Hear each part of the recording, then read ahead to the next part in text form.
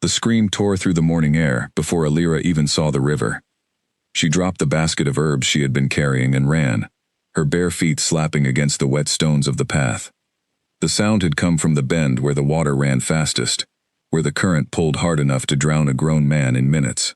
Her heart pounded as she pushed through the tall reeds, branches scraping her arms, until she broke into the open and saw it. A large gray wolf was fighting the river. Its head kept disappearing beneath the surface, then rising again, jaws snapping at nothing, eyes wide with panic. The current dragged it toward a cluster of sharp rocks downstream. Alira could see, even from a distance, that something was wrong with the animal's body. Its belly was swollen and heavy, dragging it down every time it tried to swim. She did not think. She only moved. Alira kicked off her sandals and waded into the cold water, gasping as it climbed past her knees, then her waist. The current was strong, stronger than she expected, and it pulled at her skirt like 100 small hands trying to drag her under. She pushed forward anyway, reaching out with both arms toward the wolf, which was now only a few feet away, its strength clearly failing. "Come on," she said through gritted teeth, though she knew the animal could not understand her. "Come on, just a little further." The wolf's amber eyes locked onto hers for a brief moment, and in that instant, Alira felt something strange pass between them. It was not the look of a wild animal. It was something closer to recognition, almost like gratitude before help had even arrived. She grabbed a fistful of wet fur at the scruff of its neck and pulled with everything she had. The wolf was heavy, far heavier than any animal its size should have been, and the current fought her for every inch. Her feet slipped on the mossy riverbed, and for one terrifying second, she thought they would both go under. She planted her heels against a submerged rock and pulled again, screaming with the effort, until finally the wolf's front paws found solid ground. Together, in a clumsy, desperate struggle, they staggered out of the river and collapsed onto the muddy bank.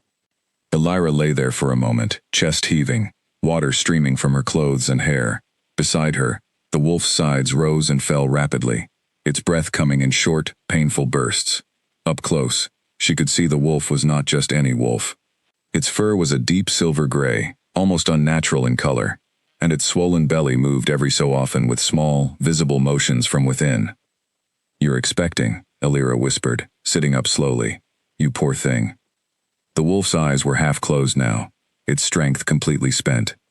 Alira knew that if she left it here, exposed on the open bank, it would not survive the day. Predators roamed these woods, and even without them, the shock of nearly drowning, combined with its condition, could easily kill it before nightfall. She looked around, thinking quickly. Her family's old storage hut stood not far from here, near the edge of the village, mostly used for drying herbs and storing tools. It was quiet, hidden from the main road, and rarely visited.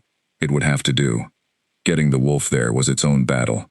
Alira was not a large woman, and the wolf, even weakened, was heavier than anything she had ever tried to carry. She ended up half dragging, half coaxing the animal along the path, speaking softly the entire way, as if her voice alone could keep it conscious. "Just a little further. I promise. Just a little further." By the time they reached the hut, both of them were exhausted, and Alira's arms trembled from the strain. She laid down a bed of old straw and blankets she found tucked in a corner, and gently guided the wolf onto it. The animal let out a long, shuddering breath and closed its eyes completely. For a moment, panic rose in Alira's chest. She pressed her hand against the wolf's side and felt, with enormous relief, the steady rise and fall of breathing. It was alive, just deeply exhausted. She spent the next hour gathering what she could. Clean water in a wooden bowl, strips of cloth in case there were wounds she had missed, a blanket, dry this time, to replace the damp straw beneath the animal's body. She worked quietly, efficiently, the way her mother had taught her to work when tending to injured farm animals as a child. But this was different. This felt different, in a way she could not quite explain. Word had a way of traveling fast in a small village, and by midday, a few curious neighbors had wandered close enough to ask questions. Alira kept her answers short. A wolf, hurt in the river, nothing more. She did not mention the strange color of its fur, or the odd, almost human awareness she had seen in its eyes. Something told her to keep those details to herself. It was late afternoon when the old traveler appeared. He was a thin man with a walking stick and a heavy pack, clearly passing through on his way to somewhere else. He stopped at the edge of the clearing near Alira's hut, watching her carry a bowl of water inside, and something in his expression made her pause. "You should let that animal go, girl," he said, his voice low and serious. Alira turned, surprised. "Excuse me?" "The wolf." He nodded toward the hut. "Word travels fast. A silver-coated wolf, pulled from the river, heavy with young. That is not an ordinary animal, and you would do well to remember that before you get too attached." Alira frowned, unsure whether to be annoyed or unsettled. "It's just an animal, sir. It nearly drowned. I couldn't leave it to die." The old man studied her for a long moment, his eyes sharp despite his weathered face. "There are stories, in the northern forests, of wolves that are not simply wolves. Creatures that walk on 2 legs beneath the moon and run on 4 during the day. If even half of what people whisper is true, that creature in your hut carries more danger with it than you understand." "Superstition," Alira said, though something in his tone made the hair on her arms rise. "Perhaps," the old man said, adjusting his pack, "or perhaps you have already stepped into something far larger than a simple act of kindness." He gave her one last look, equal parts warning and pity. "Be careful, girl. Kindness has a cost, and sometimes we do not learn the price until it is far too late to turn back." He walked on without another word, his walking stick tapping against the dirt path until he disappeared around the bend. Alira stood there for a while, arms wrapped around herself despite the warmth of the afternoon sun. She told herself the old man was simply a wanderer full of tall tales, the kind of traveler who enjoyed frightening villagers with stories to make his journey more interesting. And yet, she could not shake the memory of the wolf's eyes locking onto hers in the river, that strange flicker of understanding that no ordinary animal should have possessed. She returned to the hut and found the wolf still resting, its breathing steadier now, its chest rising in a slow, even rhythm. Alira knelt beside it and gently stroked the fur along its neck, the way she might comfort a frightened dog. "Whatever you are," she murmured, "I couldn't leave you there. I hope that was the right choice." The wolf's ear twitched slightly at the sound of her voice, though its eyes remained closed. As the sun began to set, painting the sky in shades of orange and deep purple, Alira lit a small oil lamp and settled onto a low stool near the wolf's makeshift bed. She had decided, without fully admitting it to herself, that she would stay through the night. Something about leaving the animal alone in its condition felt wrong, almost dangerous, though she could not have said exactly why. Hours passed quietly. The wolf slept, its sides rising and falling in that same steady rhythm, occasionally shifting with small, restless movements that Alira assumed came from the pups within. She busied herself mending a torn cloth, glancing up every so often to check on her unusual guest, her mind drifting between the old man's warning and the strange pull she felt toward this creature she barely understood. It was well past midnight when everything changed. The moon had risen high and full outside the small window of the hut, its silver light spilling across the dirt floor in a long, pale strip. Alira noticed the wolf stir first, a low whimper escaping its throat, its body tensing as though gripped by sudden pain. She rushed to its side immediately, thinking perhaps the pups were coming, that she was about to witness a birth she had no idea how to assist. "Easy," she whispered, placing a steadying hand on the wolf's shoulder. "Easy now. I'm right here." But what happened next was nothing Alira could have prepared for. The wolf's body began to shudder violently, its silver fur rippling like water disturbed by wind. A low, pained groan rose from its throat, deeper and more resonant than any sound a normal wolf should make. Alira staggered back in shock as she watched the animal's shape begin to shift before her eyes, bones cracking and resetting, with sickening wet sounds, fur receding into pale skin, paws stretching and lengthening into something unmistakably human. She pressed her back against the wall of the hut, hand clamped over her mouth to stop herself from screaming, as the transformation continued in the dim lamplight. Where a wolf had been lying moments before, there was now a woman, pale and trembling, her dark hair damp with sweat, her belly rounded and heavy, exactly as the wolf's had been. The woman's eyes fluttered open, and for a long, silent moment, the two of them simply stared at each other across the small hut, the only sound the woman's ragged, exhausted breathing. "Please," the woman finally managed to say, her voice hoarse and barely above a whisper. "Please, don't scream. I am not here to hurt you." Alira's heart hammered so hard she could feel it in her throat. But slowly, carefully, she lowered her hand from her mouth. "What are you?" she whispered back, unable to keep the tremor from her own voice. The woman closed her eyes briefly, as though gathering strength before answering. "My name is Sable," she said, "and I owe you my life, and the lives of my children. But you must understand, the moment you pulled me from that river, you stepped into a world far more dangerous than the one you knew this morning." Outside, the wind moved gently through the trees, carrying with it the distant, mournful howl of another wolf somewhere in the darkness, as if calling out in answer to something only it could sense. Alira did not move. She simply sat there, staring at the trembling woman before her, and understood, with a strange and certain clarity, that her life had already begun to change, in ways she could not yet imagine. Sable's breathing slowly steadied, though her hands remained pressed against her swollen belly, as if guarding it from the world itself. Alira stayed frozen against the wall for a long moment, her mind racing through everything she had just witnessed, trying to make sense of what her eyes refused to believe. "You are not going to hurt me," Alira finally said, though it came out more like a question than a statement. "No," Sable answered quickly, shaking her head. "Never. You saved my life, and the lives of the children I carry. I would never repay that kindness with harm." Alira slowly pushed herself away from the wall, and knelt beside the woman again, though her movements were more cautious now, more aware. Up close, Sable looked exhausted beyond anything a normal person should endure. Her skin pale, dark circles pressed beneath her eyes, her lips cracked from thirst. "Here," Alira said, reaching for the wooden bowl of water she had prepared earlier. "Drink. You need it." Sable accepted gratefully, drinking in slow, careful sips, her hands trembling slightly around the bowl. When she finished, she let out a long breath and looked at Alira, with an expression that mixed exhaustion, gratitude, and something else Alira could not quite name. Fear, perhaps.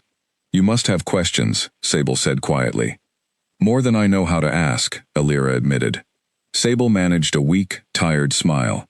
"Then let me try to explain, as best I can, before the moon releases me and I lose this shape again." She shifted slightly, adjusting the blanket around her shoulders, and began to speak in a low, steady voice, as though every word cost her effort she could barely spare. "I am not simply a wolf, as you now understand. I am part of a pack, a hidden community that lives far to the north, in the deep forests beyond the mountains most villagers only know from old stories. We are not like the wolves you have heard of in children's tales.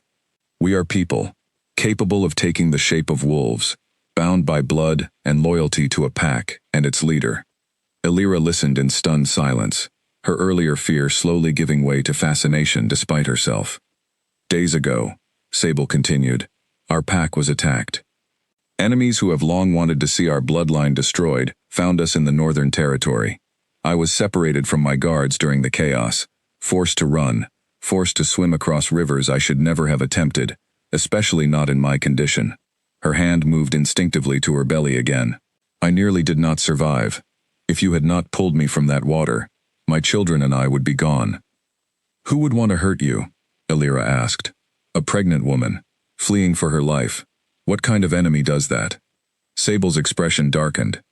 "The kind who understands that my children are not ordinary children. Their father is a powerful leader, and there are those who see any threat to his bloodline as an opportunity, a chance to weaken him before he grows too strong to challenge." "Their father," Alira repeated slowly. "Who is he?" Sable hesitated, glancing toward the small window where moonlight still spilled across the floor. "His name is Kale," she said finally. "He is the Alpha King of the Ashwood Pack, one of the most powerful territories in the north. I am his sister, not his mate, though I understand why you might assume otherwise." Alira's mind spun at the weight of the words.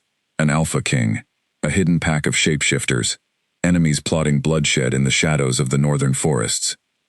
It all sounded like something from the old traveler's tales, the kind of story meant to frighten children into staying close to home after dark. And yet, sitting before her was undeniable proof that such stories were not simply stories. "Your brother," Alira said carefully. "Does he know where you are?" "No," Sable said, and for the first time, real fear crept into her voice. He does not know if I am alive or dead. I fled without any way to send word, and by now, he will have search parties combing every corner of the north, desperate to find me, before our enemies do. She looked at Alira with sudden intensity. If word reaches him that I am here, safe, because of you, he will come. And when he does, you must understand, you will no longer simply be a village woman who helped a stranger. You will be someone he owes an unpayable debt. I don't want anything in return, Alira said quickly. I only wanted to help. Sable studied her for a long moment, something like quiet respect passing across her tired features. That is precisely why you deserve whatever comes, she said softly. But debts among my people are not so easily dismissed, Alira. Kale will not simply thank you and walk away. It is not how we honor those who save our blood.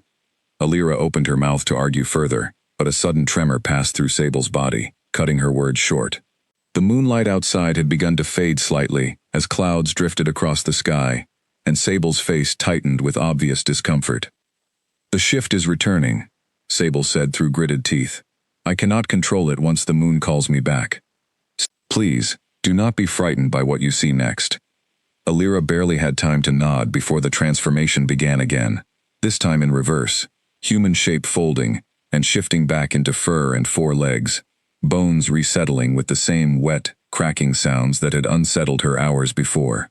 Within moments, the exhausted woman was gone, replaced once more by the silver wolf, curled tightly against the blanket, breathing slow and heavy in exhausted sleep. Alira sat back, staring at the sleeping animal, her mind still racing to process everything she had just learned. An Alpha King, a hidden war among shapeshifters, a debt she had never asked for and did not want. She wrapped her arms around her knees and watched the wolf sleep through the remainder of the night, unable to close her own eyes even for a moment, though exhaustion pulled heavily at her. By the time dawn broke, painting the sky in soft shades of gold, Alira had made a decision. She would continue caring for Sable, human or wolf, for as long as it took for her to regain her strength. She could not undo what she had already done, and some part of her, buried beneath the fear and confusion, felt strangely certain that helping Sable had been the right choice, regardless of what dangers it might bring. The following days passed in a careful, quiet rhythm.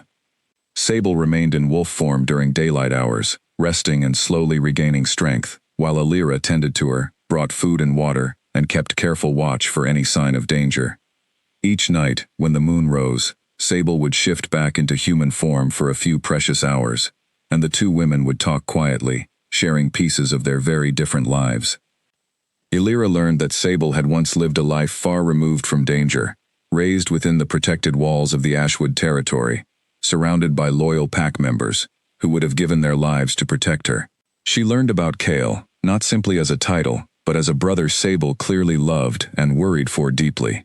A leader who carried the weight of an entire pack's survival on his shoulders since inheriting his position far younger than expected. He was only 19 when our father died, Sable said one night, staring into the small flame of the oil lamp. 19, and suddenly responsible for hundreds of lives, for territory, for decisions that could mean the difference between peace and war. He grew into the role because he had no other choice, but it changed him, made him harder than he might have been otherwise. He sounds lonely, Alira said quietly, surprising herself with the observation. Sable looked at her with an unreadable expression. Perhaps, she said, though I imagine he would never admit such a thing, even to himself. On the fifth night, Sable's condition suddenly worsened. She woke Alira in the deep hours of darkness, her face pale and drawn, sharp pains gripping her abdomen. Alira's heart lurched with panic, fearing the pups were coming far too early. In a small hut, with no proper aid, no healer, nothing but her own limited knowledge to rely upon. Stay calm, Alira told her, though her own hands trembled as she prepared clean cloths and warm water. I'm right here. We'll get through this together. Thankfully, after an hour of anxious waiting, the pain slowly subsided, and Sable's breathing evened out once more. It had been a false alarm, likely brought on by stress and exhaustion rather than true labor.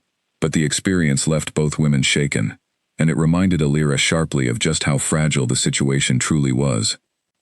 You cannot keep hiding here forever, Alira said the next morning, watching the wolf's chest rise and fall in exhausted sleep. Whatever happens next, we need help, real help, from people who understand what you are, who can properly care for you and the pups."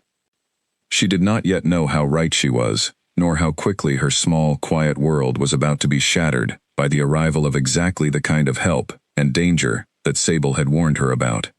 The sound of hooves on the forest road reached Alira before she saw the riders. It was the 7th morning since she had pulled Sable from the river, and Alira had just stepped outside the hut to fetch fresh water when she heard it. A fast, heavy rhythm cutting through the quiet of the early hour.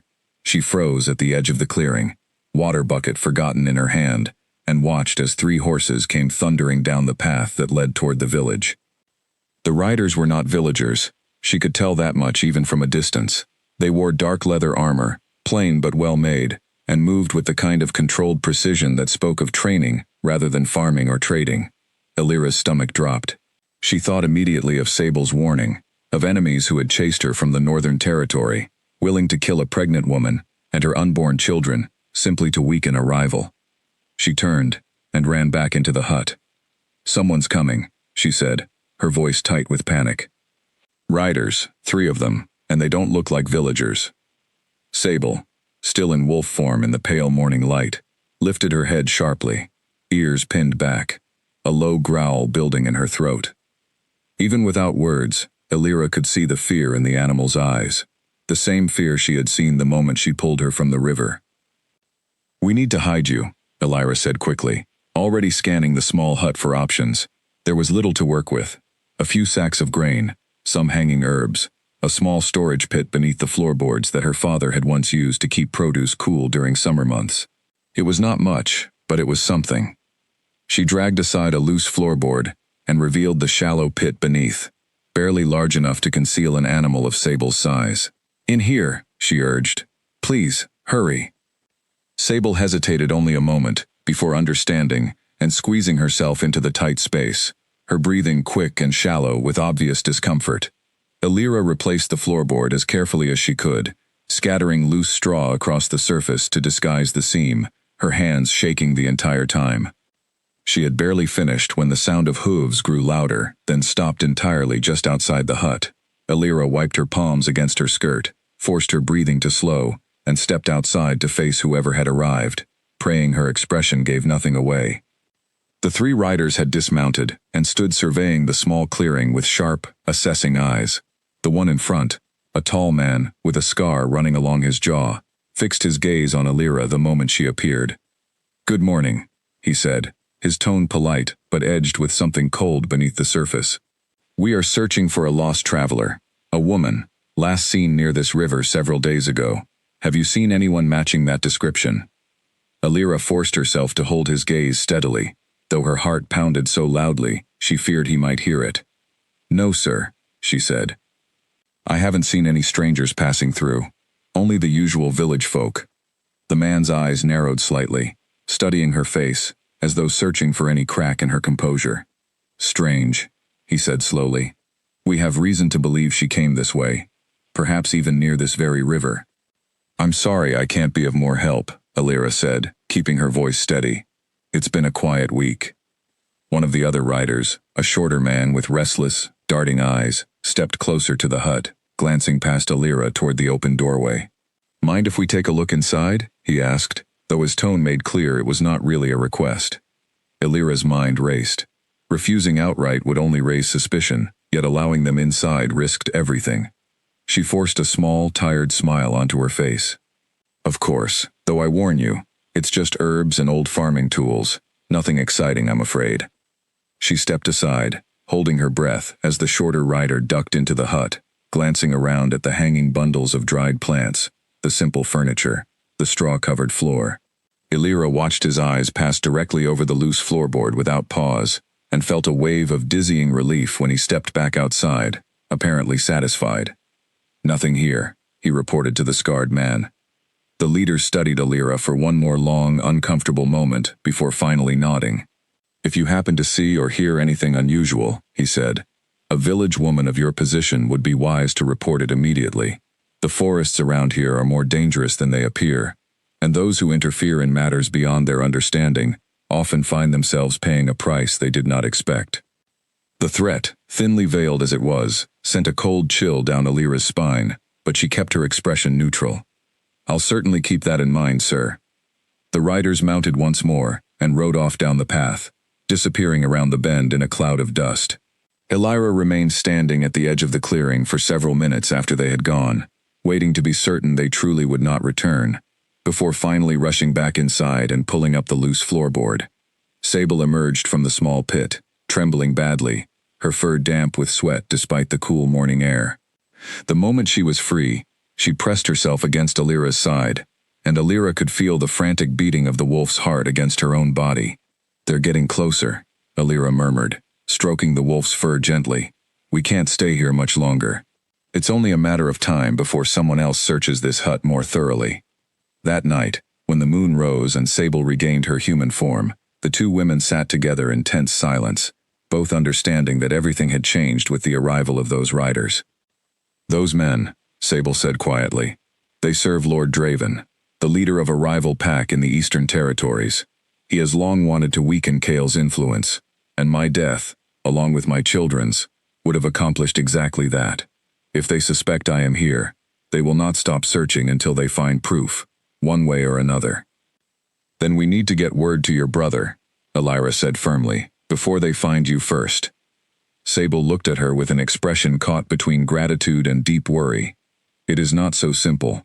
The Ashwood territory lies many days' journey from here, deep in the northern mountains. I have no way to send word swiftly enough, not without risking exposure to exactly the kind of danger we are trying to avoid." "Then I'll go," Alira said, the words leaving her mouth before she had fully considered them. Sable's eyes widened. "Alira, you cannot possibly understand the danger such a journey would bring. The northern roads are not safe for someone without protection, especially not for a human woman traveling alone, with knowledge of things she should never have witnessed." "I already know too much to be safe here either," Alira pointed out, gesturing toward the floorboard where Sable had hidden only hours before. "Those men will come back, maybe not tomorrow, but soon. We need help, real help, and it sounds like your brother is the only one capable of providing it." Sable was quiet for a long moment, clearly torn between gratitude for Alira's courage and genuine fear for her safety. Finally, she reached out and took Alira's hand in both of hers.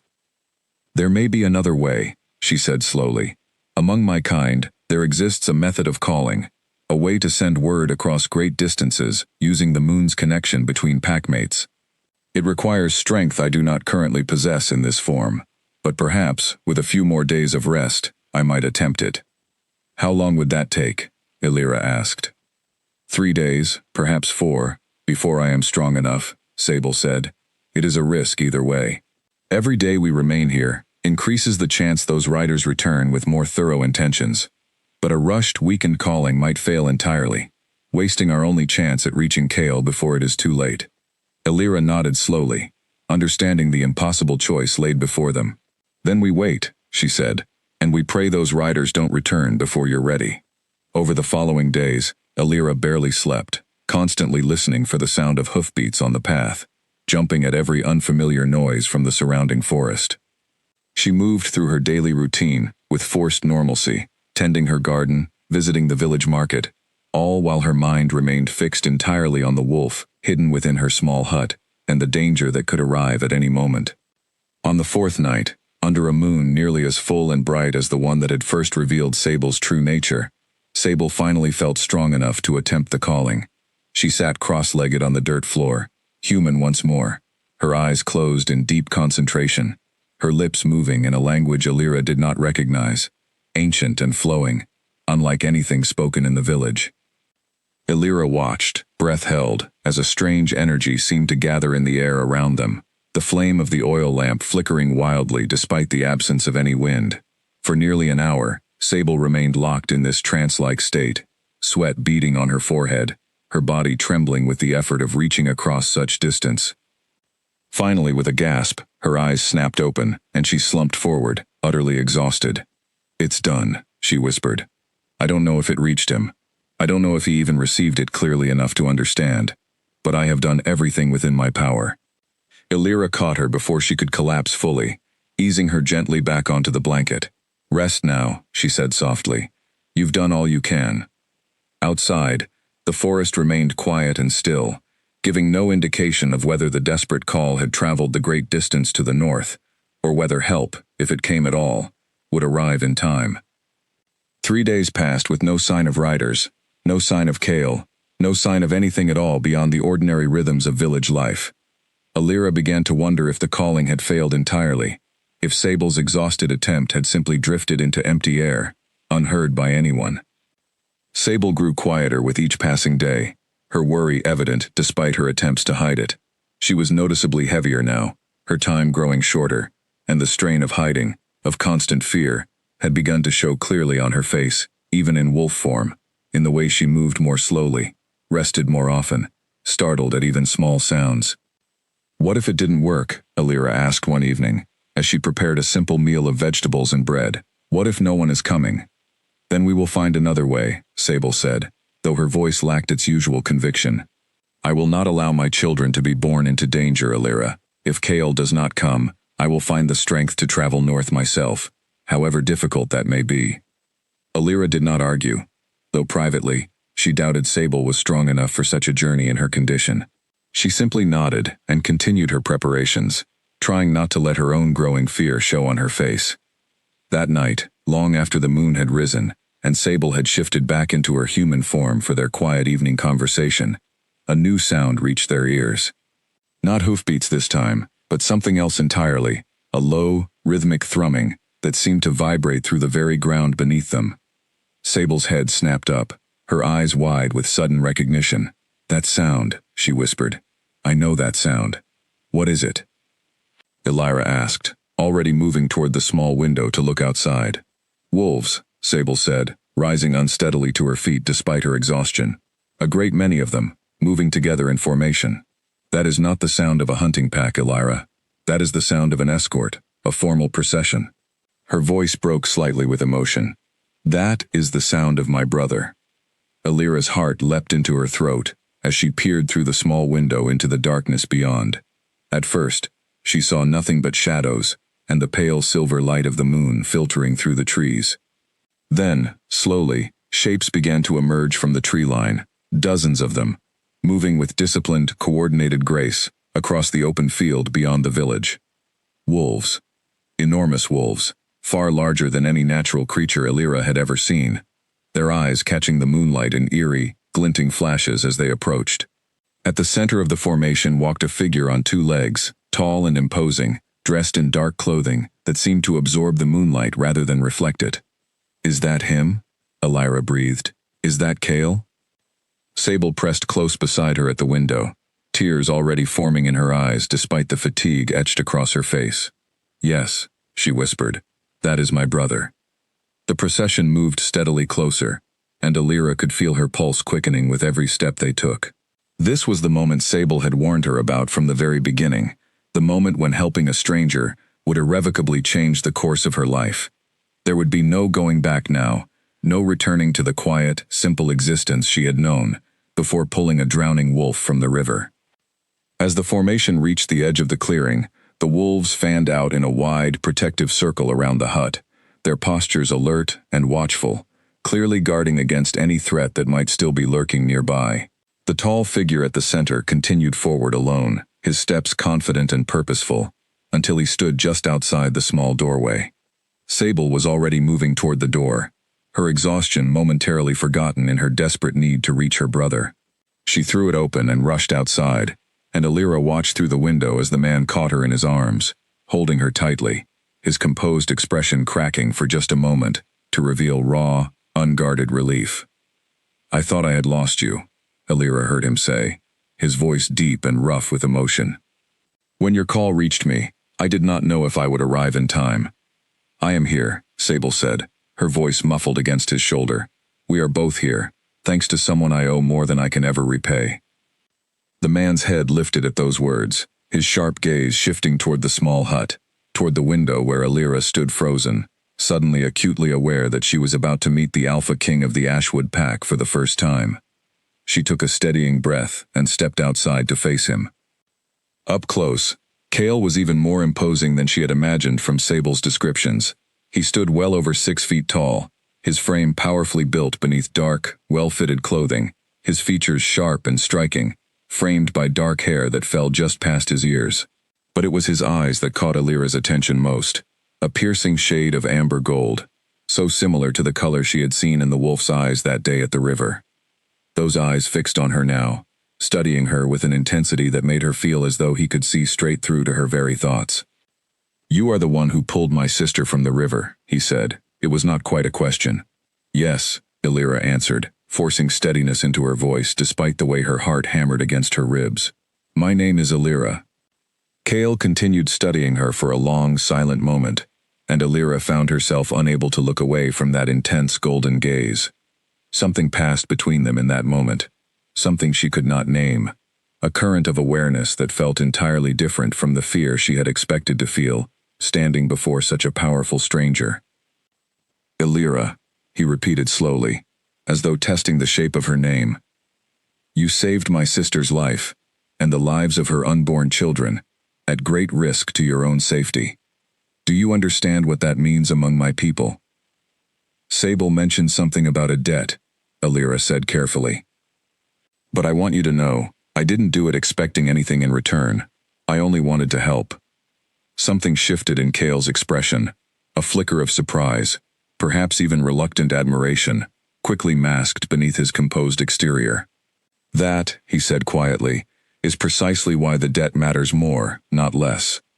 Behind him, the wolves that had formed the protective circle began shifting, one by one, into human forms, revealing a company of warriors, men and women alike, all watching the scene with keen interest.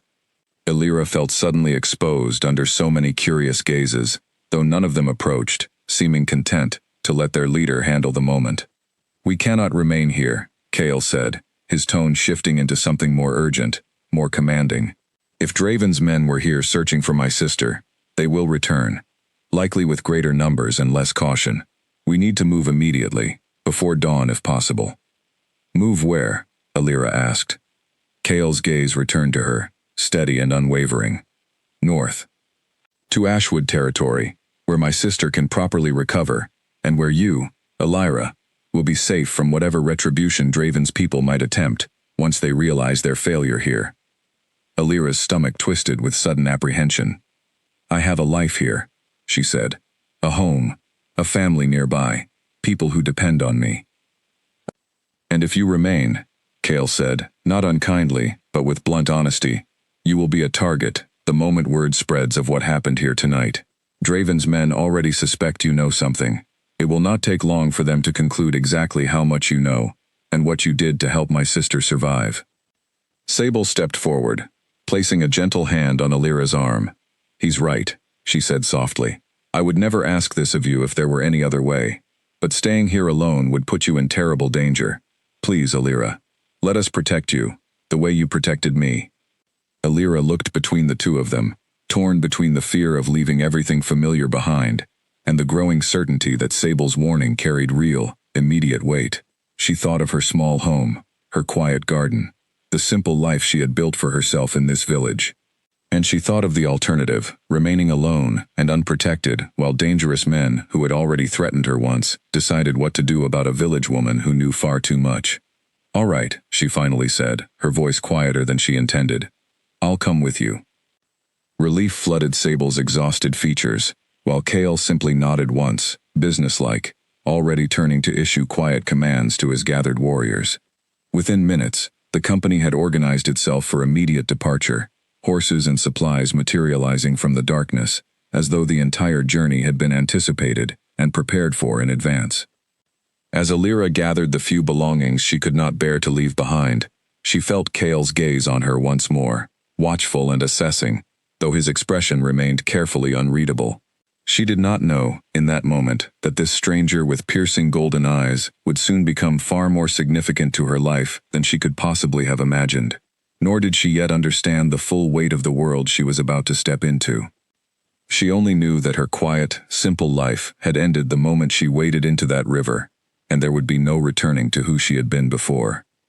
The journey north began before the first light of dawn touched the sky.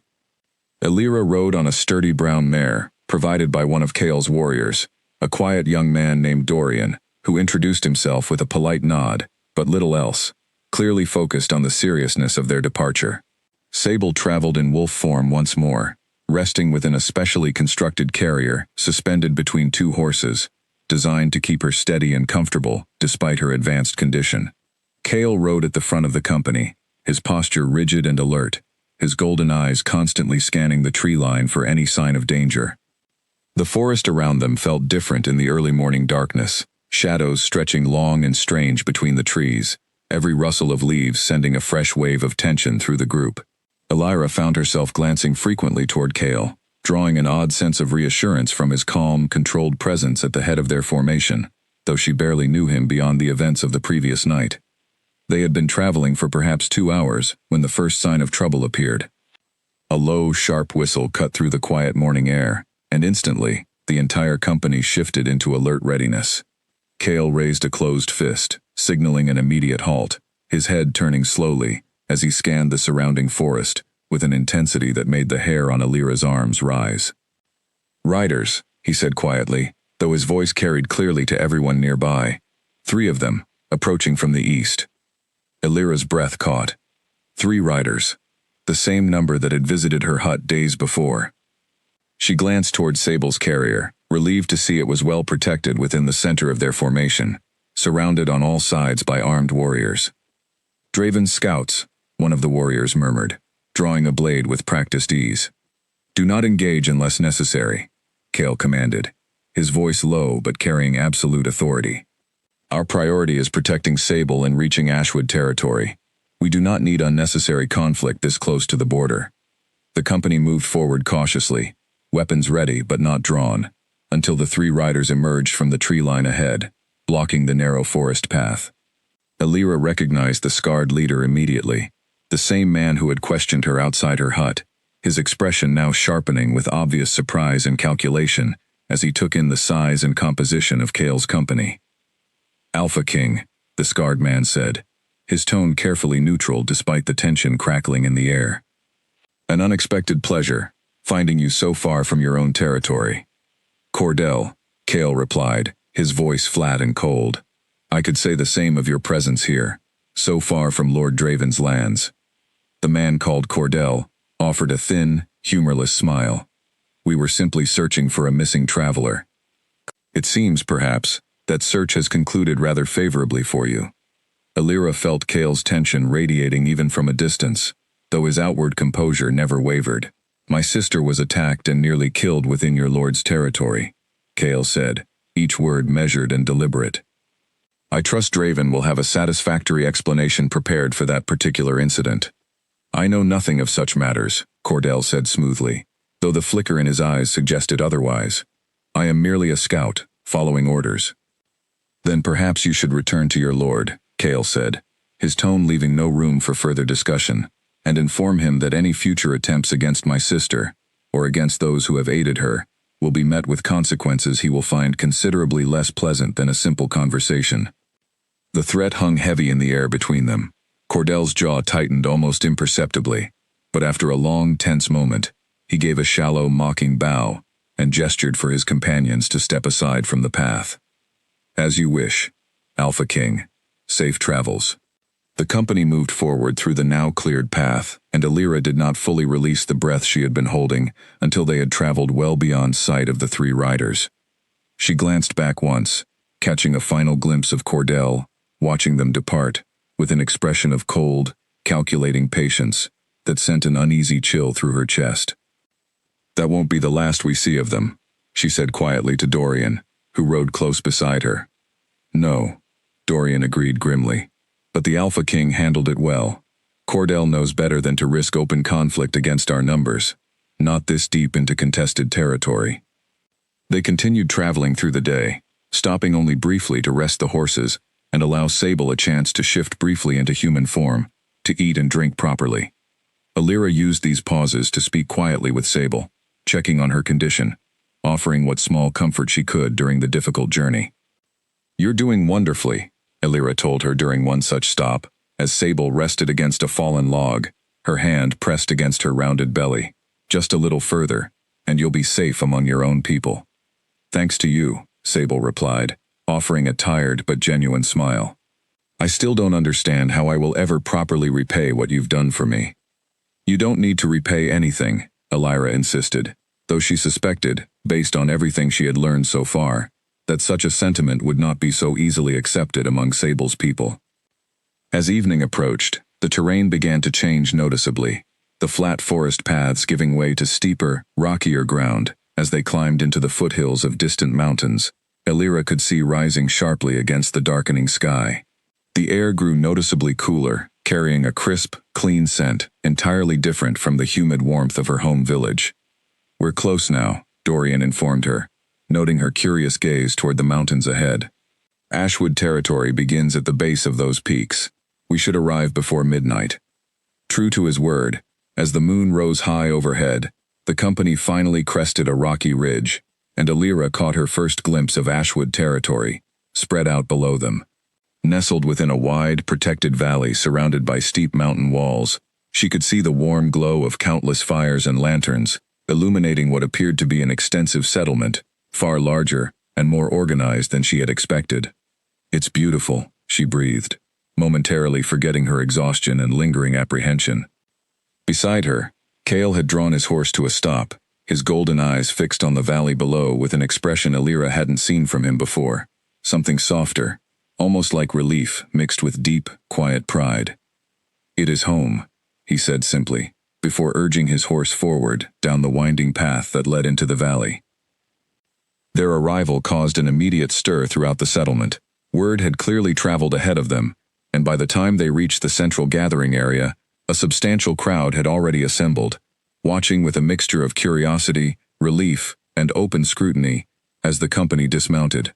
Sable was immediately swept into an emotional reunion with several pack members who rushed forward the moment she shifted back into human form. Tears and embraces exchanged freely as the news of her safe return spread rapidly through the gathered crowd. Elira watched from a slight distance, feeling suddenly very out of place among so many unfamiliar faces, so much unrestrained joy that had nothing to do with her. She became acutely aware of curious eyes turning in her direction as whispers began circulating through the crowd. A human. Here, within Ashwood territory. The one who saved the Alpha King's sister.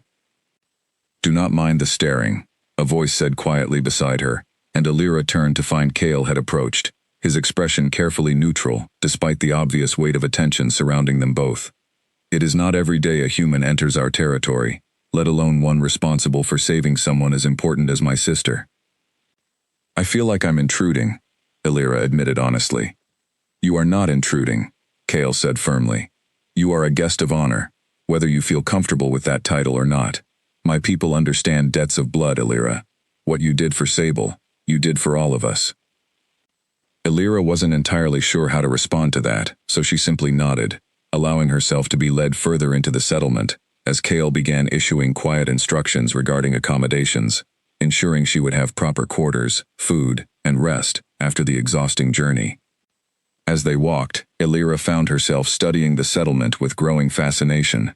Sturdy wooden buildings lined wide, clean pathways, smoke curling gently from countless chimneys, the entire valley alive with quiet, purposeful activity despite the late hour. Children peered curiously from windows and doorways as they passed, while adults offered respectful nods toward their Alpha King, their gazes lingering with obvious curiosity on Elira herself. How many people live here? She asked, genuinely curious despite her exhaustion. Nearly 400, Cale answered. Ashwood is among the largest territories in the northern regions, though size alone does not guarantee safety, as recent events have made clear. They arrived at a modest but comfortable dwelling near the center of the settlement, and Cale paused at the doorway, turning to face her directly for the first time since their earlier conversation outside her hut. You will be safe here, he said, his voice quieter now, more personal than the commanding tone he had used throughout their journey. I give you my word, Elira. Whatever debt exists between us, whatever danger you've inadvertently stepped into, because of your kindness, I intend to see you properly protected for as long as necessary. Elira met his gaze, that same strange current of awareness passing between them once again. Thank you, she said simply. Something flickered across Cale's expression, quickly masked but not quite fast enough for Alira to miss entirely, before he gave a short nod and stepped back. Rest now. Tomorrow, there will be much to discuss, and much for you to understand about the world you've now become part of.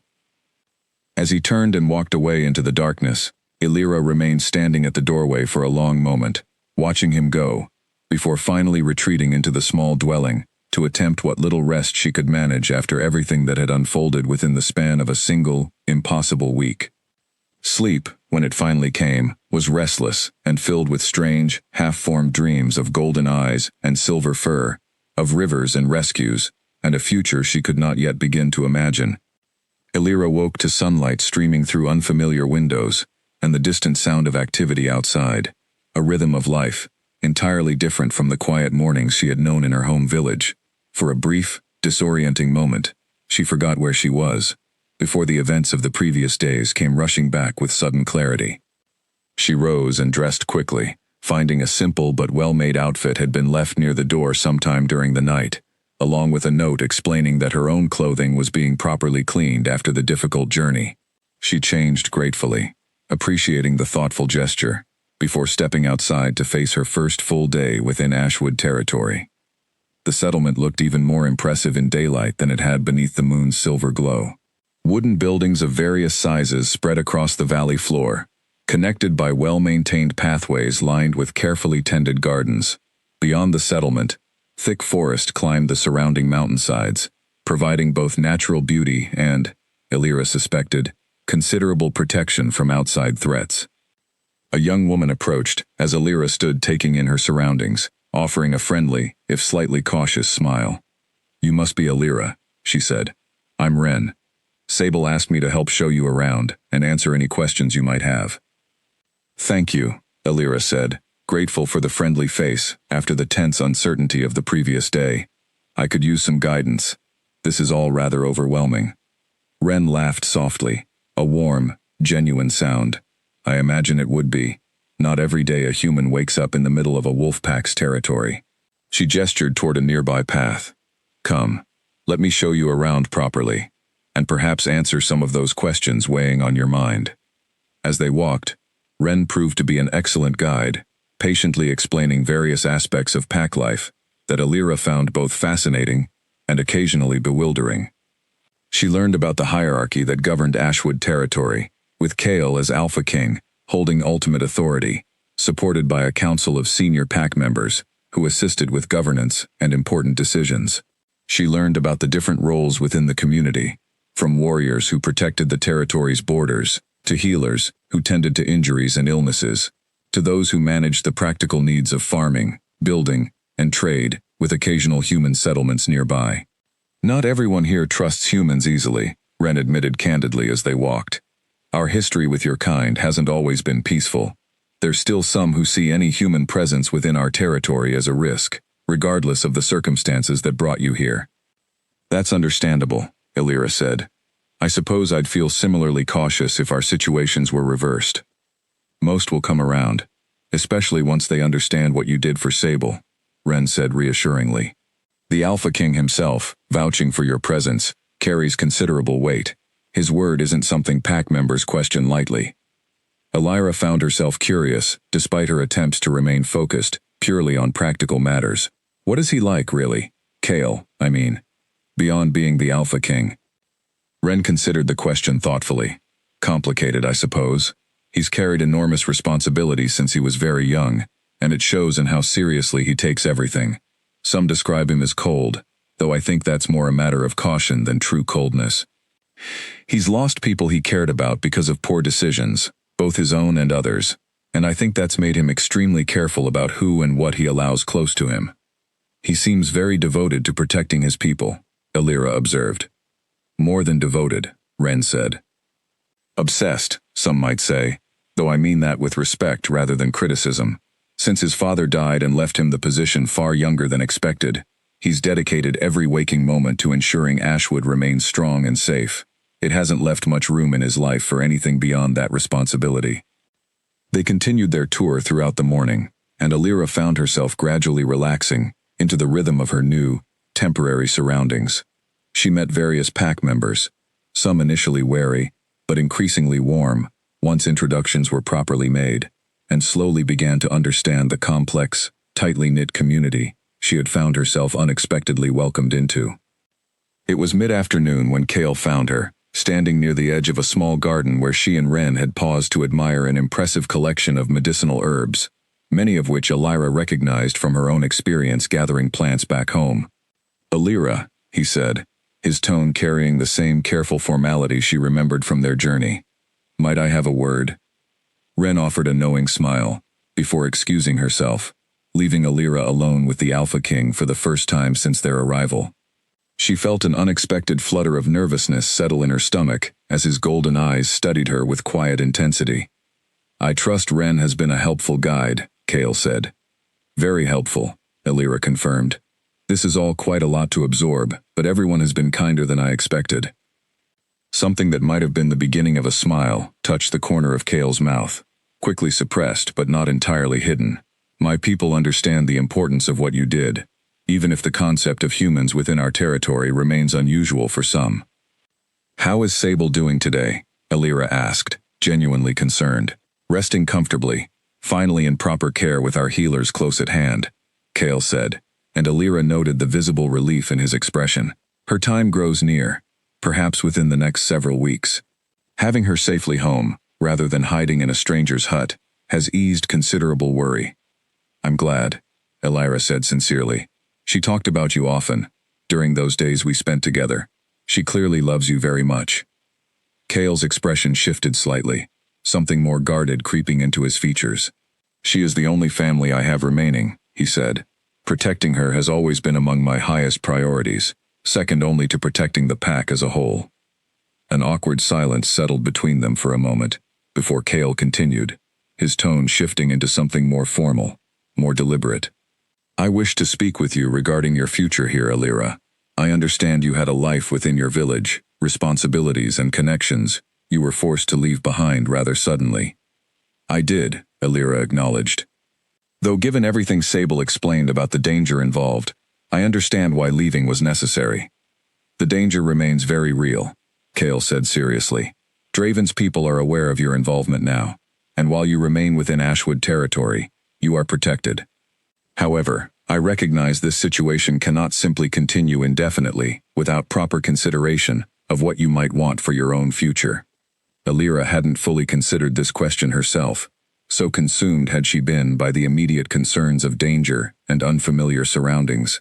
"What are my options?" she asked carefully. "You are welcome to remain here, within Ashwood territory, for as long as necessary, under our full protection," Kale said.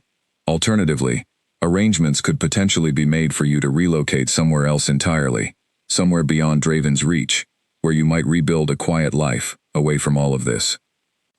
Something about the second option, despite offering safety, left Elira feeling unexpectedly uneasy, though she couldn't immediately identify why. "And if I choose to stay?" she asked. Kale's gaze held hers steadily. "Then you would remain here, among my people, under my protection, for as long as you wish to stay." The way he said those last words, quiet and deliberate, carried a weight Elira couldn't quite decipher, though it sent an unfamiliar warmth spreading through her chest regardless. "I think," she said slowly, considering her words carefully, "I would like to stay, at least for now, until things are safer, and until I better understand this world I've found myself part of." Something eased visibly in Kale's posture at her answer, though his expression remained carefully composed. "Then it is settled," he said. "You will remain here, welcomed as a guest of Ashwood territory, for as long as you require." As he turned to leave, he paused, glancing back at her with an expression that seemed, for just a brief moment, to reveal something warmer beneath his usually guarded exterior. "For what it's worth, Elira, I am glad you chose to stay."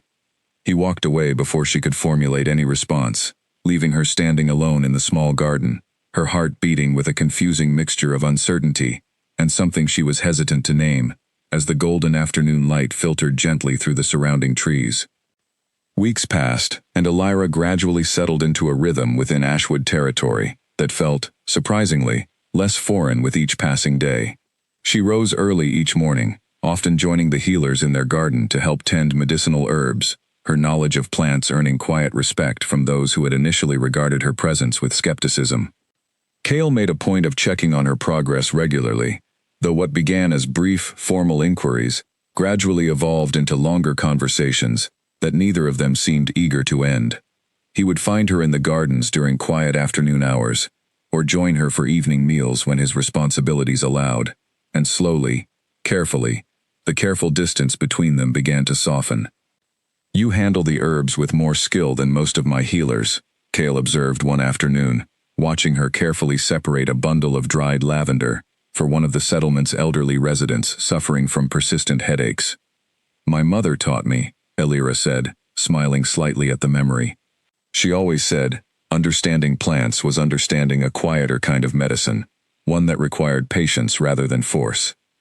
"A wise woman," Kale said. "I would like to have met her." "She passed several years ago," Elira said, her tone gentle rather than sorrowful. "But I think she would have found all of this rather fascinating, honestly. She always believed there was more to the world than what we could easily explain." Kale was quiet for a moment, watching her work with an expression of quiet contemplation. "Do you regret it?" he asked eventually. "Everything that's happened since that day at the river, the life you left behind, the danger you've been pulled into." Elira considered the question seriously before answering. "No," she said finally. "I won't pretend it hasn't been overwhelming, or frightening at times, but I don't regret helping Sable, and I don't regret being here now. If anything, I think I've learned more about the world, and about myself, in these past weeks, than I had in years back home." Something in Kale's expression softened noticeably at her answer, though he said nothing further, simply nodding, as though her words had confirmed something he had been quietly hoping to hear. Not everyone within the settlement shared such warmth toward Elira's continued presence, however. She became increasingly aware of certain pack members who regarded her with lingering suspicion, whispered conversations that fell silent when she approached, pointed glances exchanged between older members of the council whenever she happened to cross their path. One such encounter occurred during a communal gathering held to celebrate the successful harvest of the settlement's autumn crops. Elira had been enjoying the festive atmosphere, genuinely touched by the warmth and community spirit on display, when an older woman approached her, with an expression that immediately signaled trouble. "You've made quite an impression on our Alpha King," the woman said, her tone carrying an edge of thinly veiled disapproval, "though I wonder if you truly understand what that means for someone in your position." "I'm sorry," Elira said carefully. "I don't believe we've been introduced." "Elder Miriam," the woman said stiffly. "I have served on the Pack Council for over 30 years, long enough to remember when trust between humans and our kind led to considerable tragedy for Ashwood territory." "I'm not here to cause any trouble," Elira said, keeping her voice steady despite the woman's obvious hostility. "I simply helped someone who needed it. And now you linger within our territory, growing closer to our Alpha King, whether intentionally or not," Miriam continued, unmoved by Elira's assurances. "Do you understand the weight of what that closeness might mean? For him, for this pack? An Alpha's choices affect us all, young woman. I would advise you consider that carefully before allowing this situation to progress further than perhaps it should." Before Elira could formulate a response, Sable appeared beside her, having clearly overheard enough of the conversation to intervene. "Elder Miriam," Sable said, her tone polite but firm. "Elira saved my life, and the lives of my children. I would think that alone warrants considerably more respect than you're currently offering." Miriam's expression tightened slightly, though she inclined her head toward Sable respectfully. "I do not dispute the debt owed, young Sable. I simply express concern regarding matters that extend beyond simple gratitude." With that, she turned and walked away, leaving an uncomfortable silence in her wake. "Don't let her words trouble you too much," Sable said gently, once Miriam had departed. "She means well, in her own way, though her methods leave much to be desired. She's simply protective of pack traditions, sometimes to an excessive degree. She's not entirely wrong to be cautious," Elira admitted quietly. "I am an outsider here, regardless of the circumstances that brought me." "You are far more than simply an outsider," Sable said firmly, "and I suspect my brother would agree with that assessment rather strongly, if given the opportunity to voice it." Elira felt heat rise in her cheeks at the implication, though she chose not to pursue that particular topic further, uncertain how to properly address feelings she herself had not yet fully acknowledged, let alone understood. Despite Elder Miriam's pointed warning, Elira's bond with Kale continued to deepen naturally over the following weeks. She learned about the burdens he carried as leader, the constant vigilance required to protect his people from threats both external and internal, the loneliness inherent in a position that demanded strength and decisiveness above all else. "Do you ever regret it?" she asked him one evening, as they walked together along a quiet path overlooking the settlement, the sky painted in brilliant shades of orange and purple as the sun began its descent. Taking on so much responsibility so young, Kale considered the question carefully before answering. There were times, certainly, when the weight felt unbearable. 19 years old, suddenly responsible for hundreds of lives, decisions that could mean the difference between prosperity and ruin for an entire territory. He paused, his gaze fixed on the settlement below, warm lights beginning to flicker on as evening approached. "But I don't regret it, not truly. This pack is my family, my purpose. I couldn't imagine any other path for myself, regardless of how difficult it has occasionally proven." "You've done remarkably well," Elira said softly. "From everything I've seen, everyone I've spoken with, your people trust and respect you deeply." "Trust and respect are earned through consistent action, not simply given," Kale said. "I have made mistakes along the way, decisions I wish I could reconsider, but I have tried, always, to prioritize the well-being of my people above all else." "Including your own happiness?" Elira asked, the question slipping out before she could fully consider its implications.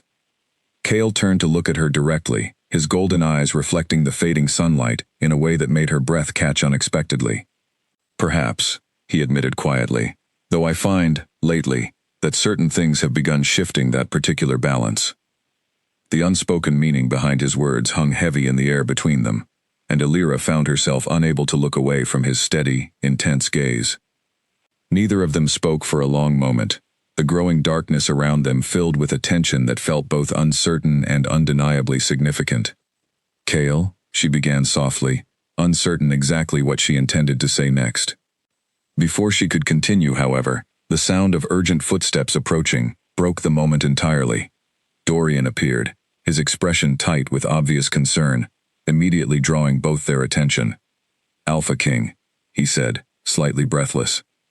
"Forgive the interruption, but there's news from our border scouts. Movement has been detected near our eastern boundary, unusual activity that doesn't match typical patrol patterns." Kale's entire demeanor shifted instantly, the warmth of moments before replaced by sharp, focused alertness. "Draven's people?" he asked. "Possibly," Dorian confirmed, though the scouts couldn't confirm definitively before losing sight of them in the forest.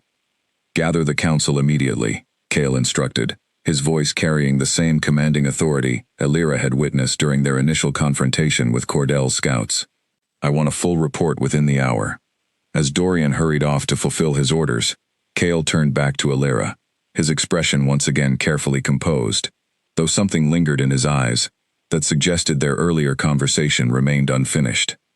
"I need to attend to this," he said. "Please, remain close to the central settlement tonight. Until we understand the nature of this activity, I would feel considerably better knowing you're safely within reach of proper protection." "Of course," Elira agreed, though worry had already begun tightening in her chest at the implications of his words. As Kale strode away to address the emerging situation, Elira remained standing alone on the quiet path, watching the last colors of sunset fade into deepening darkness, an uneasy feeling settling over her that the fragile peace of recent weeks was about to be tested in ways she could not yet fully anticipate. The council meeting stretched late into the night, and Elira waited anxiously within her quarters, unable to focus on anything beyond the uncertainty gripping the settlement. Word eventually reached her through Wren, who arrived sometime past midnight, with a grim expression that did little to ease Elira's mounting concern. "Scouts confirmed it," Wren said without preamble.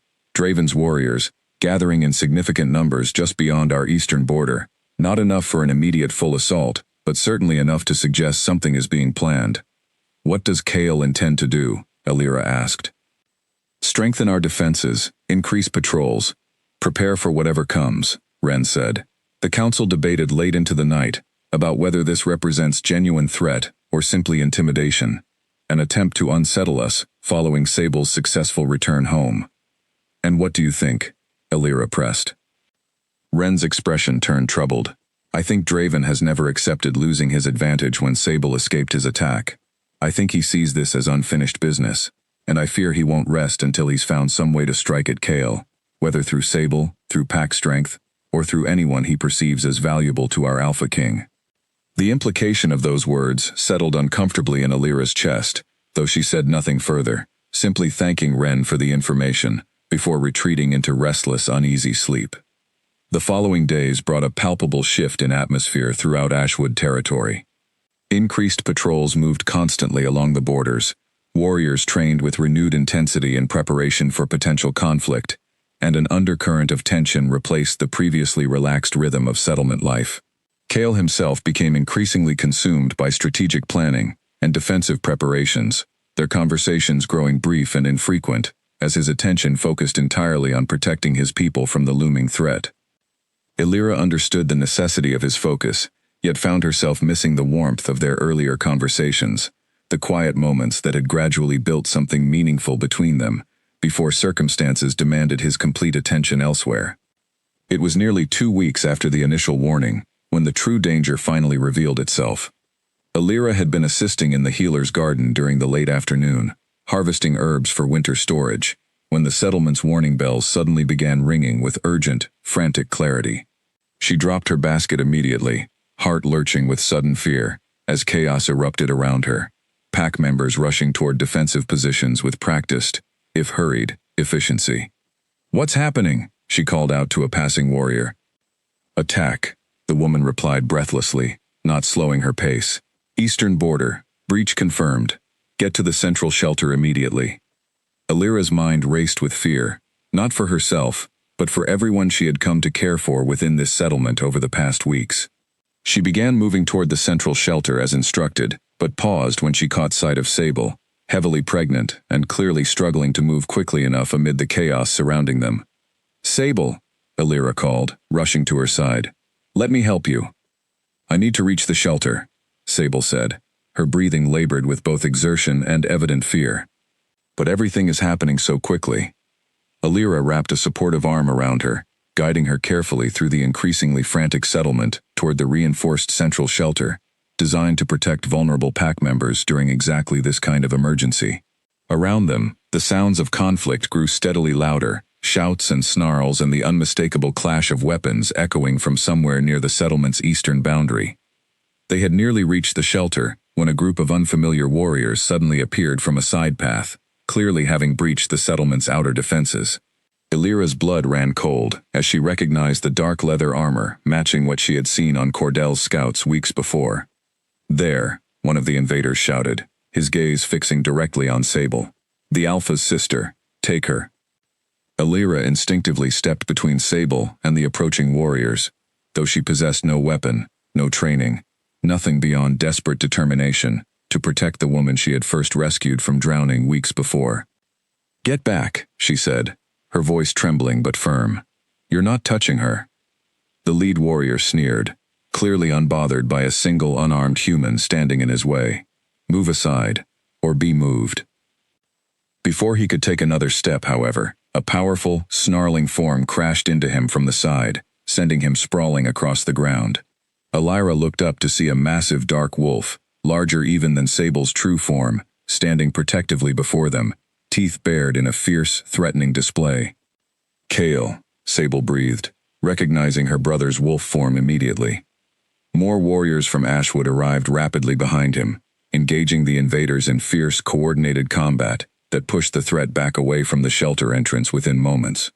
Elira watched, heart pounding, as Kale's powerful form moved with lethal precision, protecting his people with a ferocity that left no doubt about his complete devotion to their safety. Within minutes, the immediate threat had been neutralized, remaining invaders either captured or driven back beyond the settlement's borders. Kale shifted back into human form once the danger had passed, his expression tight with barely restrained fury, as he rushed toward Elira and Sable. "Are either of you hurt?" he demanded, his eyes scanning both of them with obvious concern. "We're fine," Sable assured him quickly. "Elira protected me until you arrived." Kale's gaze turned toward Elira, something raw and unguarded flickering across his features that she had never witnessed from him before. "You stood between armed warriors and my sister, with nothing to protect yourself," he said, his voice tight with an emotion she couldn't quite identify. "Do you understand the danger you placed yourself in?" "I understand I wasn't going to simply stand aside and let them take her," Elira said firmly. Something shifted visibly in Cale's expression, the sharp edge of anger softening into something far more vulnerable. "Alara," he said quietly, "if something had happened to you—" He didn't finish the sentence, but the unspoken weight of his words hung heavy between them, and Alara felt her own heart clench in response to the raw honesty, suddenly evident in his golden eyes. The remainder of the evening passed in organized chaos, as pack members worked to assess damage, tend to minor injuries, and secure the settlement against any further attempts. Several invaders had been captured, providing valuable information about Draven's continued determination to strike against Ashwood territory, though the immediate threat had been successfully repelled. Later that night, once the settlement had finally settled into uneasy quiet, Cale found Elira sitting alone, near the edge of the healer's garden, still processing the fear and adrenaline of the day's events. "May I sit?"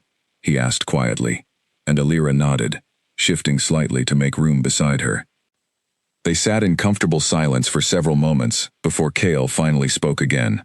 "I need to apologize," he said, "for the distance I've kept these past weeks, for allowing preparation and strategy to consume my attention so completely that I neglected what truly matters." "You were protecting your people," Elira said gently. "There's nothing to apologize for." "Perhaps," Cale said, "but today, watching those warriors move toward you and my sister, understanding how close we came to losing everything that matters most, made something clear to me that I've been reluctant to fully acknowledge." Elira turned to look at him directly, her heart beginning to race with anticipation of whatever he intended to say next. "What's that?" she asked softly. Cale met her gaze steadily, his expression more open and vulnerable than she had ever witnessed from the composed, controlled Alpha King she had come to know. "That you have become far more important to me than simple gratitude for saving my sister's life could ever explain," he said quietly. "That the thought of losing you today filled me with a fear I haven't experienced since losing my father, since first understanding the true weight of responsibility I now carry." Elira's breath caught in her throat, uncertain how to respond to such an unexpected, honest admission. "Cale," she whispered. "I understand the complications such feelings present," he continued, seemingly determined to finish his thoughts now that he had begun. "The differences between our worlds, the concerns some within my pack have already voiced regarding your continued presence here, but I find, increasingly, that I no longer wish to deny what has grown between us these past weeks, regardless of whatever complications it might present." The sincerity in his voice, the vulnerability so uncharacteristic of the powerful leader she had come to know, left Elira momentarily speechless. Slowly, carefully, she reached out and took his hand in hers, feeling the slight tremor that betrayed his own nervousness, despite his composed exterior. "I feel it too," she admitted quietly. "Whatever this is, growing between us, I haven't been able to deny it either, no matter how complicated our circumstances might be." Cale's fingers tightened gently around hers, and for the first time since their initial meeting, Elira saw something close to genuine peace settle across his features, despite the ongoing danger and uncertainty still surrounding them both. "Then perhaps," he said softly, "we face whatever comes next together, rather than allowing fear or complication to keep us apart any longer." Above them, the stars had emerged in full brilliance across the clear night sky, and for a brief, precious moment, the looming threat of Draven's continued aggression felt distant, overshadowed by the quiet, undeniable connection finally acknowledged between them. News of the attack, and of its failure, spread quickly throughout Ashwood territory over the following days, along with quieter whispers regarding the moment witnesses claimed to have seen between their Alpha King and the human woman who had twice now proven her willingness to protect what mattered most to him. Elira noticed the shift in how people regarded her, curiosity mixing now with something closer to genuine acceptance, though Elder Miriam's disapproving glances remained as sharp as ever, whenever their paths crossed. Cale called a formal council meeting 3 days after the attack, one that Elira was specifically requested to attend, despite the unusual nature of including an outsider in such proceedings. She arrived at the designated meeting hall with nervous anticipation, uncertain exactly what Kale intended to address, though Sable's reassuring presence beside her offered some measure of comfort. The council chamber was already filled when they arrived, senior pack members seated around a large circular table, their expressions ranging from curious to openly skeptical, as Alira took her seat beside Sable. Kale stood at the head of the table, his posture commanding and confident, despite whatever nervousness he might have privately harbored. "I have called this meeting," he began, his voice carrying clearly through the chamber, "to address matters both of immediate security concerns and of personal significance that I believe warrant transparent discussion before this council." Murmurs rippled through the gathered members, though Kale continued without pause. "Regarding Draven's continued aggression, our scouts have confirmed increased activity along multiple border points, suggesting further attempts should be anticipated in coming weeks. I have already ordered increased patrols and defensive preparations, and will continue monitoring the situation closely, with support from this council's guidance." Practical discussion followed regarding specific defensive strategies, resource allocation, and diplomatic considerations regarding potential alliance requests from neighboring territories, similarly threatened by Draven's expanding ambitions. Alira listened with growing appreciation for the complexity of leadership Kale navigated daily, the careful balance required between decisive action and thoughtful consideration of his people's well-being. Eventually, the discussion shifted toward the matter Alira suspected had truly prompted this meeting's convening. "There is a second matter I wish to address," Kale said, his tone shifting subtly, becoming more personal despite the formal setting. "Many of you are aware of the debt owed to Alira, whose courage saved my sister and her unborn children weeks ago. Some of you have also, I suspect, witnessed the growing connection between us since that time." Elder Miriam's expression tightened visibly, though she remained silent, waiting for Kale to continue. "I wish to be transparent with this council," Kale continued, "regarding my intentions toward Alira, rather than allowing rumor and speculation to shape understanding of matters that concern us all, given the significance my personal choices carry for pack leadership and succession." The chamber fell into complete silence, every gaze fixed intently on their Alpha King, as he continued speaking. "I have come to care for Alira deeply," he said, his voice steady despite the weighty admission, "not simply out of gratitude for what she did for my sister, but through genuine connection formed over these past weeks. I intend to pursue that connection fully, regardless of whatever concerns some among you might harbor regarding her human status." "Alpha King," Elder Miriam interjected sharply, unable to remain silent any longer. "With respect, such a decision carries implications far beyond your personal feelings. Pack succession, territorial alliances, the very stability of Ashwood's future leadership, all could be significantly impacted by such an unprecedented choice." "I am aware of the implications, Elder Miriam," Kale replied, his tone respectful but unwavering. "I have considered them carefully these past weeks, precisely because I understand the weight my choices carry for this entire community." "And your conclusion?" Miriam pressed. Kale's gaze shifted briefly toward Alira, before returning to address the assembled council. "My conclusion is that leadership built purely on rigid tradition, without room for genuine connection and personal conviction, ultimately serves no one well. Alira has proven her courage, her compassion, and her genuine dedication to this pack's well-being, despite having no obligation to demonstrate any such loyalty. I believe those qualities matter more than the simple fact of her human birth." Another council member, an older man Alira hadn't yet been formally introduced to, spoke up thoughtfully. "The pack has faced human alliance before, in generations past, though rarely successfully. What assurance can you offer that this situation differs meaningfully from those historical failures?" "I can offer no guarantee beyond my own conviction, and Alira's demonstrated character," Kale said honestly. "But I would remind this council that Sable's rescue, the very reason we gather safely today, rather than mourning her loss, occurred precisely because a human chose compassion over self-interest, despite having every reason to simply walk away, rather than risk her own safety for a stranger." Sable rose from her seat beside Alira, addressing the council directly for the first time. "I owe my life, and the lives of my children, to Alira's courage," she said firmly. "I stand fully in support of my brother's choice, and I would ask this council to consider extending Alira the same trust and respect she has already earned through her actions, rather than judging her purely based on circumstances of birth she cannot control. A thoughtful silence settled over the chamber as council members considered the weight of Sable's words alongside Cale's earlier declaration. Elder Miriam remained visibly unconvinced, though even she seemed to recognize the shifting sentiment among her fellow council members. "This is an unprecedented situation," Miriam finally said, "and I maintain reservations regarding its long-term implications for pack stability. However, I acknowledge the debt owed, and the character demonstrated, by the woman in question. I will not stand as sole obstacle against decisions ultimately belonging to our Alpha King, though I request continued transparency as this situation develops." "That request is entirely reasonable, Elder Miriam," Cale said, inclining his head respectfully toward her. "I have no intention of hiding decisions that affect this entire community from proper council oversight." As the meeting gradually concluded, with various council members offering measured, if not entirely enthusiastic acknowledgement of Cale's intentions, Alira felt a complex mixture of relief and continued uncertainty regarding what precisely lay ahead.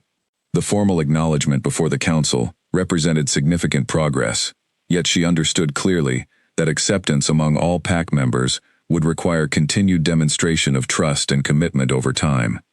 Later that evening, as the settlement settled into peaceful quiet following the day's significant developments, Cale found Alira once again in the quiet garden that had become something of a favored meeting place between them. "That took considerable courage," Alira said as he approached, addressing the council so directly regarding matters most leaders might have preferred to keep private. "Transparency builds trust," Cale said simply, settling beside her. "I would rather face difficult conversations directly than allow uncertainty and rumor to undermine what I hope we can build together." Elder Miriam remains skeptical, Alira noted. "Elder Miriam has served this pack faithfully for decades," Cale said, and her caution, while occasionally frustrating, comes from genuine concern for our community's stability, rather than simple prejudice. "I suspect, given time and continued demonstration of your character, even she will come to accept what I already understand clearly." "And what is that?" Alira asked softly. Cale turned to face her fully, his expression open and sincere, in a way that never failed to make her breath catch slightly. "That you belong here, Alira, not simply as a guest deserving protection, or even as someone I've grown to care for deeply, but as someone whose presence has fundamentally strengthened what this pack represents: courage, compassion, willingness to sacrifice for others regardless of personal cost. These are the very values I hope to embody as leader, and you demonstrate them more naturally than most who were born into this life." The sincerity of his words left Alira momentarily speechless, warmth spreading through her chest at the depth of conviction evident in his voice. "Cale," she finally managed, "whatever this becomes between us, I want you to know I don't take any of it lightly. The trust your people are extending, the significance of what you're offering. I understand the weight of it, even as an outsider still learning the full scope of your world." "I know you do," Cale said gently, reaching out to take her hand once more. "And that understanding, that respect for what this connection truly means, is precisely why I have no doubt regarding the choice I've made."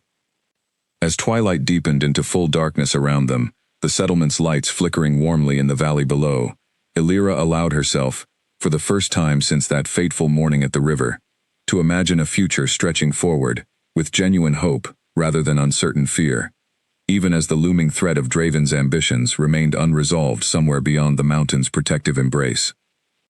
2 weeks after the council meeting, Sable's time finally arrived. Alira was summoned in the middle of the night by an anxious Wren, who explained breathlessly that Sable's labor had begun, and that Sable herself had specifically requested Alira's presence, alongside the settlement's most experienced healers. Alira dressed quickly and hurried through the darkened pathways toward Sable's quarters, her heart racing with a mixture of excitement and nervous anticipation. The birth proved long and difficult, stretching through the remaining hours of night and well into the following morning, but ultimately successful. Alira remained close throughout, offering quiet encouragement and practical assistance wherever the healers directed, deeply moved by the privilege of witnessing such an intimate, significant moment in Sable's life. When the twins finally arrived, a boy and a girl, both healthy and strong, the exhausted but overjoyed sounds of celebration echoed throughout the birthing chamber. Alira watched, tears gathering unexpectedly in her own eyes, as Sable cradled her newborn children close, her face radiant with relief and profound love, despite the exhaustion evident in every line of her body. "Thank you," Sable whispered to Elira, once the initial chaos had settled and the healers had completed their careful examinations, confirming both infants' health. "Without you, none of this would have been possible. My children exist today because of your courage that morning by the river." "They're beautiful," Elira said softly, gazing at the small, precious faces. "What will you name them?" Sable smiled tiredly. "I've decided on Aiden for my son, and for my daughter." She paused, glancing toward Elira with unmistakable warmth. "I would like to name her Elira, if you would permit such an honor." Elira's breath caught with surprised emotion. "Sable, I couldn't possibly." "You could, and you will," Sable said firmly, though her tone remained gentle. "There is no honor greater I could offer than naming my daughter after the woman whose courage ensured she would have the chance to live at all." Overwhelmed, Elira could only nod, blinking back tears, as she gazed upon the tiny infant now bearing her name, a permanent, beautiful reminder of the choice that had irrevocably changed the course of so many lives. Word of the twins' safe arrival spread rapidly throughout Ashwood territory, bringing genuine joy to a community that had endured considerable tension and uncertainty in recent weeks. Cale, upon receiving news, arrived at the birthing chamber within minutes, his usually composed expression completely transformed by open, unrestrained emotion as he gazed upon his newborn nephew and niece for the first time. "They're perfect," he said, his voice thick with emotion as he gently held his tiny niece, careful and tender, despite his considerable size and strength. "Absolutely perfect." He glanced toward Elira, standing quietly nearby, and something in his expression shifted into deep, unmistakable gratitude and affection. "Thank you," he said simply, "for making this moment possible." The joy surrounding the twins' birth, however, proved short-lived, as reports arrived just 3 days later, confirming Draven's forces had launched a significant, coordinated assault along Ashwood's eastern border, far larger than the previous attempted infiltration. Cale immediately mobilized the pack's full defensive strength, personally leading warriors toward the threatened boundary, while ensuring Sable, the newborn twins, and other vulnerable community members remained thoroughly protected within the settlement's most secure locations. Elira remained anxiously within the central shelter alongside Sable and the twins throughout the following tense hours, listening to distant sounds of conflict carried faintly on the wind, praying fervently for Cale's safe return and the successful defense of everything Ashwood territory represented. The battle, when reports finally arrived late that evening, had concluded in Ashwood's decisive favor. Draven's forces, having significantly underestimated the strength and preparation of Cale's warriors following weeks of anticipatory defensive strengthening, suffered substantial losses before ultimately retreating in disarray. Cordell himself had been captured during the conflict, providing valuable information regarding Draven's broader strategic intentions and vulnerabilities. More significantly, the failed assault had apparently proven the final breaking point for Draven's own council, several of whom, according to Cordell's testimony, had grown increasingly disillusioned with their leader's costly, ultimately unsuccessful obsession with weakening Ashwood territory. Reports suggested growing internal instability within Draven's own leadership, considerably reducing the immediate threat his ambitions had posed to Cale's people. Cale returned to the settlement exhausted but unharmed, immediately seeking out Elira amid the settlement's continued celebration of both the twins' birth and their decisive military success. He found her within the healer's garden, tending to minor injuries sustained by several warriors during the day's conflict, and simply stood watching her work for several long moments before she noticed his presence. "You're safe," she breathed, immediately abandoning her current task to rush toward him, checking with obvious concern for any hidden injuries despite his outward composure. "I'm safe," he confirmed, catching her hands gently within his own as she continued her worried assessment. Draven's forces have been thoroughly repelled, and reports suggest his own leadership structure may finally be crumbling beneath the weight of his continued failures against us.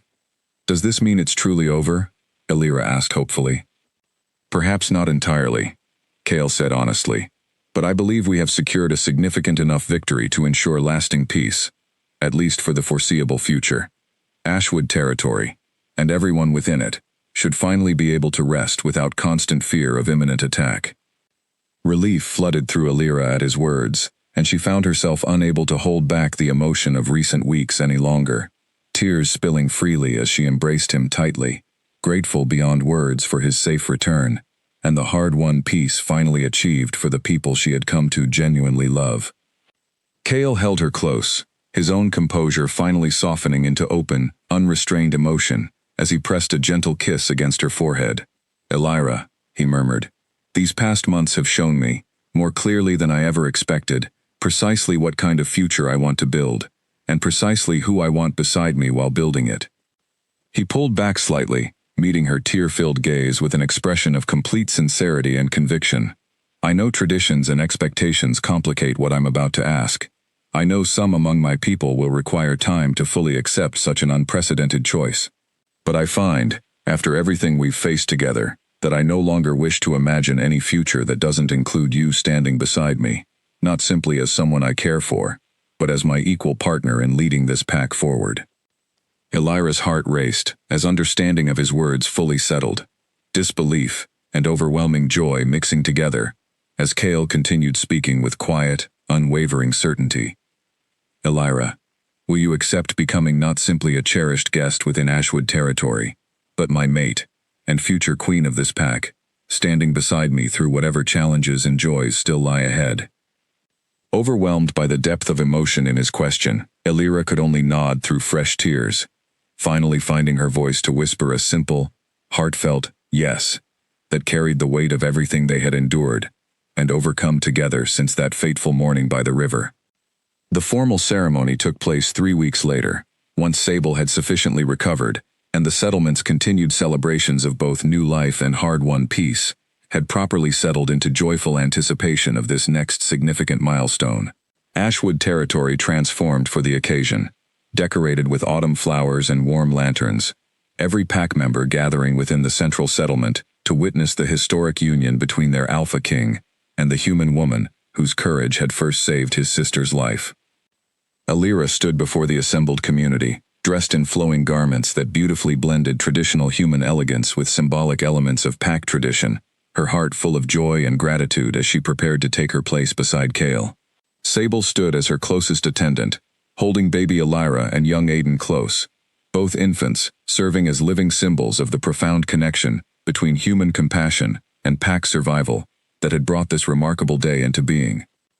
Even Elder Miriam, Elira noted with quiet satisfaction, had finally softened considerably in her assessment, offering genuine warmth and blessing during the ceremony's formal proceedings, her earlier reservations apparently overcome by months of witnessing Alira's genuine dedication and care toward Ashwood's community. As Cale took her hands before the assembled pack, reciting traditional vows that bound them formally as mates and future co-leaders of Ashwood territory, Elira felt an overwhelming sense of gratitude wash over her, remembering the frightened, uncertain woman who had waded into a dangerous river without hesitation months before, never imagining such an act of simple compassion could lead to a future this profoundly beautiful. "From the river that first brought us together," Cale said softly, his golden eyes reflecting warm pride and deep love as he gazed upon her, "to this throne we will now share. I promise to honor, protect, and cherish you for as long as we both shall live." "And I promise the same," Elira replied, her own voice steady, with genuine conviction, grateful beyond words for the unexpected journey that brought me to this life, this pack, and this love I never could have imagined finding.